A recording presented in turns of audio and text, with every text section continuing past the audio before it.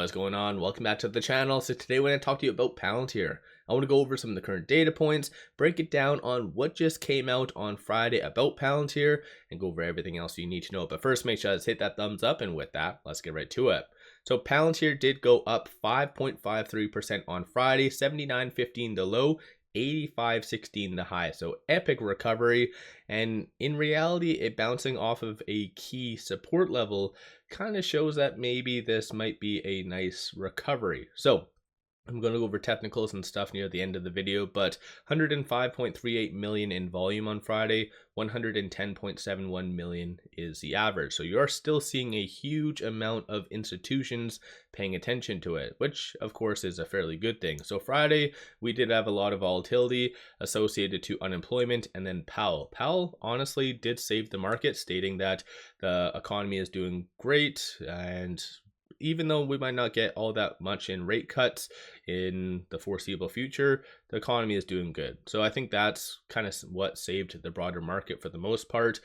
Palantir did have something that came out on Friday though. So as you can kind of see, the S&P 100, the index, did add Palantir. So that is effective March the 4th, 2025. So from now until then, you should have a little bit of an extra increase in liquidity as institutions do buy more Palantir, which is kind of crazy if you think about it, but nonetheless, this is very, very kick-ass news for Palantir.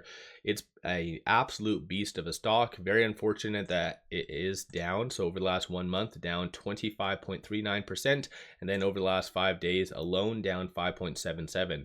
I think the writing was on the wall. There was a lot of fear that was starting to escalate. My last video, I did state that it was going to get to roughly around that $78 range. So the Elliott Wave Technicals does have a pivot point of 92. So for as long as it kind of was below that, it was anticipated to get between that $71 and $78 range.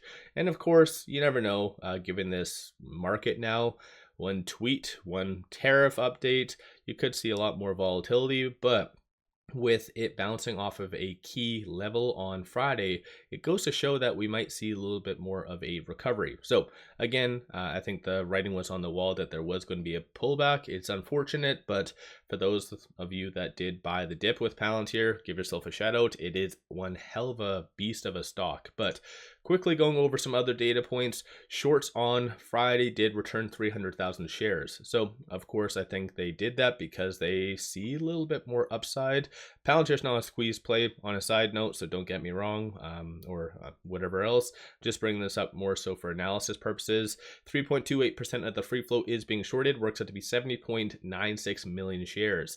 So even though Palantir is not a squeeze play, their market, or the dollar value in shorts, is around $5.73 billion. So that's kind of crazy. That's more than many stocks in general overall market cap.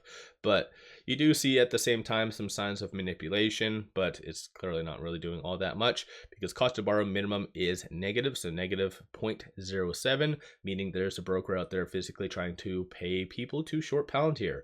So again, it's not really going to be the end all be all of Palantir, but it's kind of interesting to see. But nonetheless, though, I think shorts have smartened up, and even though there has been weakness recently, shorts didn't increase. They just maintained their position roughly around that 3% range, because over the greater part of the year, when Palantir has shown signs of weakness and shorts double down, as you can kind of see right here and also here, they largely get their asses handed to them. So I think, again, they kind of learned their lesson. Looking at options, 152 million in calls, 113 million in puts on Friday. 47% of all the options being done were optimistic in nature, and you can kind of see just on Friday there was 264 million in total premiums, 337 the day prior. So put/call ratio is still a little bit high, but nonetheless it's been relatively high for a while, so clearly there's a little bit of fear there still. But of the call options that were purchased on Friday, you see a consensus for it to recover to roughly around that $88 range /90. Bears are anticipating for it to recover or kind of go down to around that $78 to $80 range for the most part. So still not that much more downside in my opinion. Based on this, these are all the transactions that did occur on the secondary market above $100,000. So big money massively still getting into Palantir.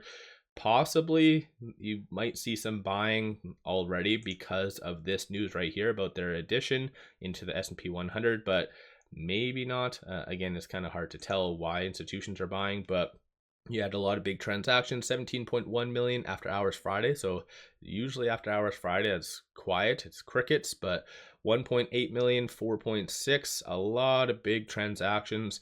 And it's kind of funny now, like you see a couple $1 million transactions and it's just like, okay, cool, sounds good. It's just now nothing really crazy. Even during the actual trading day as well, like look at all these massive transactions.